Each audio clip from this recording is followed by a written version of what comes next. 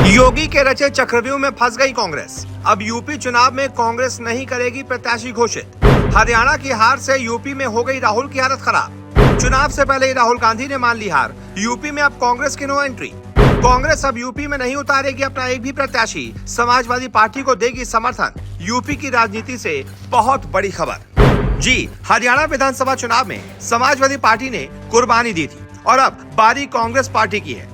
उत्तर प्रदेश की 9 विधानसभा सीटों पर होने वाले उपचुनाव में कांग्रेस ने प्रत्याशी न उतारने का मन बनाया है।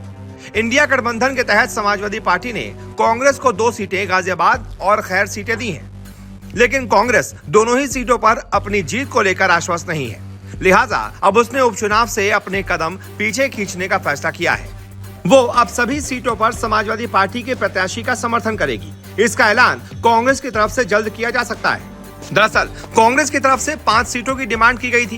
कांग्रेस ने समाजवादी पार्टी से उन सीटों की मांग की थी जहां बीजेपी को 2022 के चुनाव में हार मिली थी, लेकिन बात नहीं बन पाई तो कांग्रेस की तरफ से फूलपुर और मझवा सीट मांगी गई, लेकिन अखिलेश यादव ने इन दोनों ही सीटों पर प्रत्याशी उतार दिए। हालांकि गठबंधन के तहत समाजवादी पार्टी ने गाजियाबाद और अलीगढ़ की खैर सीट कांग्रेस के लिए छोड़ दी। इन दोनों ही सीटों पर इंडिया गठबंधन के लिए रहा आसान नहीं है। यहाँ बीजेपी काफी मजबूत है। यही वजह है कि कांग्रेस अपने हिस्से की 2 सीटों को बदलवाना चाह रही थी, लेकिन बात नहीं बनी, जिसके बाद अब कांग्रेस ने मन बना लिया है कि वो अपने हिस्से की दोनों सीटों को समाजवादी पार्टी को दे देगी। कांग्रेस सूत्रों के मुताबिक लोकसभा चुनाव में 6 सीटें जीतने के बाद पार्टी कार्यकर्ताओं का मनोबल बढ़ा हुआ है। अब उसकी निगाहें 2027 के विधानसभा चुनावों पर है। कांग्रेस नहीं चाहती कि गाजियाबाद और खैर सीट पर उपचुनाव लड़कर वो हारे और कार्यकर्ताओं का मनोबल टूटे। साथ ही कांग्रेस गठबंधन के तहत त्याग का संदेश भी देना चाहती है।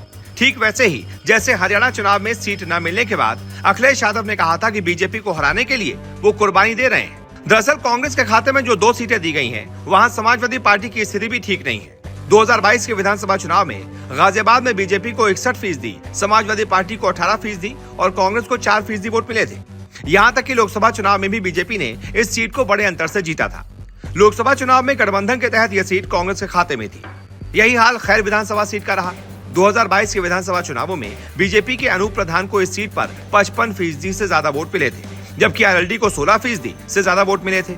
यहाँ समाजवादी पार्टी और आरएलडी का संयुक्त प्रत्याशी मैदान में था। कांग्रेस को महज 0.6% वोट मिले थे। आंकड़ों के हिसाब से दोनों ही सीट पर समाजवादी पार्टी कांग्रेस गठबंधन के बावजूद कमजोर नजर आती है। ऐसे में कांग्रेस नेताओं का मानना है कि चुनाव लड़कर हारने से बेहतर है कि न लड़कर समाजवादी पार्टी को समर्थन दिया जाए, जिससे कार्यकर्ताओं का मनोबल बना रहे। तो इस वजह से ये कहा जा रहा है कि अब कांग्रेस उपचुनाव में एक भी सीट पर अपना प्रत्याशी नहीं उतारेगी और सारी सीटों पर समाजवादी पार्टी का समर्थन करेगी। ऐसे में आप बताइए, कांग्रेस के इस फैसले पर आपकी क्या राय है?